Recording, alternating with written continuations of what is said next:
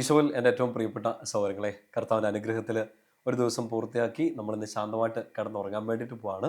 ഞാനിന്ന് നിങ്ങളുമായിട്ട് ഷെയർ ചെയ്യാൻ ആഗ്രഹിക്കുന്ന ഒരു കാര്യം, പ്രത്യേകിച്ച് നമ്മളൊക്കെ നമ്മുടെ ഇൻഡിവിജ്വൽ ലൈഫ്, നമ്മുടെ വ്യക്തി ജീവിതത്തിലൊക്കെ പലപ്പോഴും ഒക്കെ നമ്മുടെ ഉള്ളിൽ വന്നിട്ടുള്ളൊരു ചിന്തയായിരിക്കും. ഈ അറിയാണ്ട് ചില സ്ഥലങ്ങളിൽ പോയി പെട്ടുപോകുന്ന ഒരവസ്ഥയുണ്ടല്ലോ. നമ്മൾ ആഗ്രഹിച്ചതല്ല ഇത്, പക്ഷെ ആഗ്രഹിക്കാത്ത ചില ഇടങ്ങളിലായി പോകുക എന്നുള്ളൊരു സങ്കടം ഉണ്ടല്ലോ. ഒരു എക്സാമ്പിളൊക്കെ പറഞ്ഞിട്ടുണ്ടെങ്കിൽ, നിങ്ങൾ ഇങ്ങനെ ഒരു കുടുംബജീവിതം ആയിരിക്കില്ല പ്രതീക്ഷിച്ചത്. നിങ്ങൾ ഈ ഒരു സ്ഥലത്തേക്ക് ചെന്നപ്പോൾ ഇതല്ല പ്രതീക്ഷിച്ചത്. നിങ്ങളുടെ സ്വപ്നത്തിന് നേരെ ഓപ്പോസിറ്റായ കാര്യങ്ങളൊക്കെയാണ് സംഭവിക്കുന്നത്. ആണെങ്കിൽ അവിടെ നിന്നിട്ട് അവിടുന്ന് ഇറങ്ങി പോരാനും പറ്റുന്നില്ല, പിടിച്ചു നിൽക്കാനും പറ്റുന്നില്ല.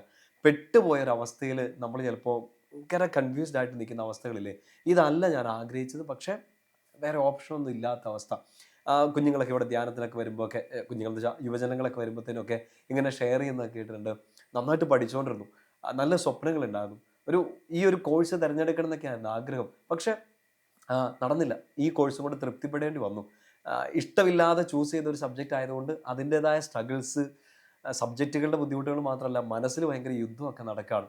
ആഗ്രഹിച്ചത് ഈ രാജ്യത്തേക്ക് പോകാനാണ്, പക്ഷേ ഈ രാജ്യത്തേക്ക് പോകാനുള്ള സ്കോറേ കിട്ടിയുള്ളൂ.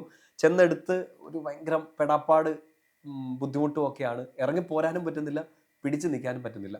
പ്രിയപ്പെട്ട സൗരങ്ങൾ, നിങ്ങൾ ആരെങ്കിലുമൊക്കെ ഇന്ന് രാത്രിയിലൊക്കെ കിടന്നുറങ്ങാനൊക്കെ ശ്രമിക്കുമ്പോൾ അങ്ങനത്തെ ഒരു സ്ട്രഗിളിലൂടെ കടന്നു പോകുന്നുണ്ടെങ്കിൽ, ഞാനിന്ന് പറഞ്ഞു തരാൻ പോകുന്നൊരു കാര്യം, നമ്മൾ ഒരുമിച്ച് ഷെയർ ചെയ്യുന്ന കാര്യം ഹെൽപ്പ് ചെയ്യുമെന്ന് ഞാൻ കരുതുക.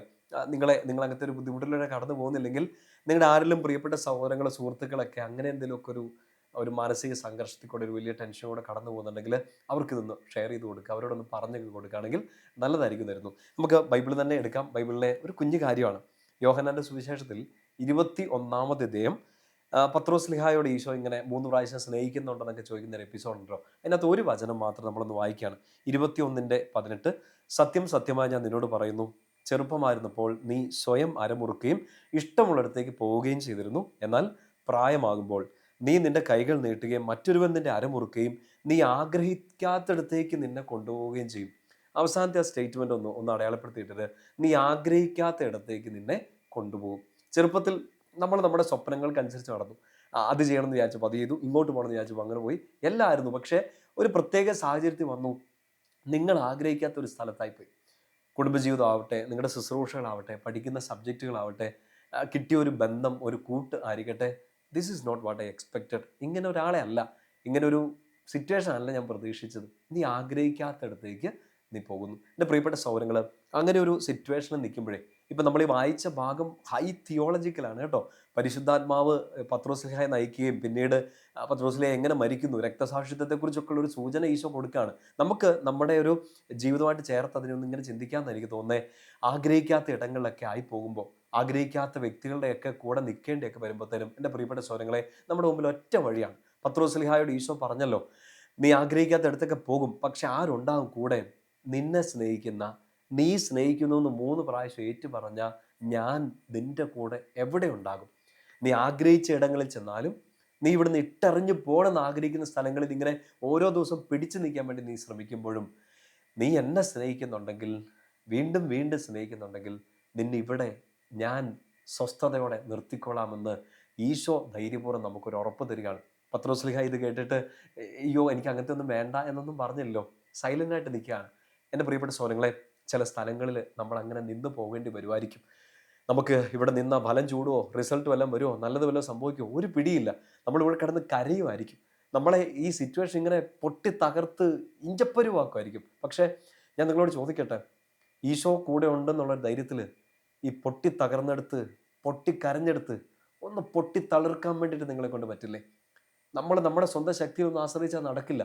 നമ്മുടെ മനസ്സ് തളർന്നു പോകും. ഇന്ന് രാത്രി നിങ്ങളുടെ മനസ്സ് മടുത്തു പോകുന്നുണ്ടാവും.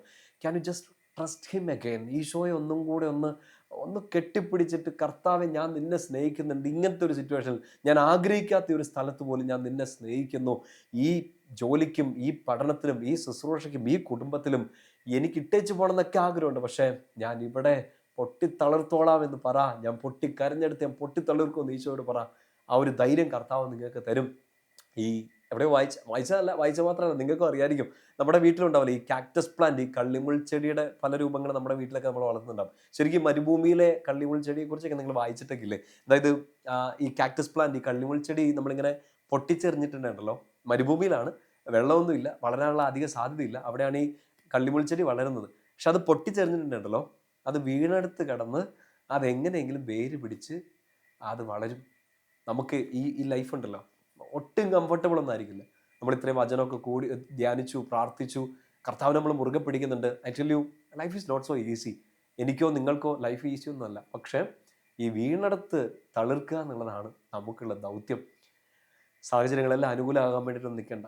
ഇന്ന് രാത്രിയിൽ എല്ലാ പ്രശ്നങ്ങളും ഒന്ന് തീരാൻ പോകും എന്ന് നിങ്ങൾ കരുതുകയും വേണ്ട. നാളെ പുത്തൻ പ്രശ്നങ്ങളൊക്കെ വന്നേക്കാം. പക്ഷേ ഈ വീണെടുത്ത് നിങ്ങളൊന്ന് പൊട്ടിത്തളിർക്കാൻ വേണ്ടി ശ്രമിക്കണം.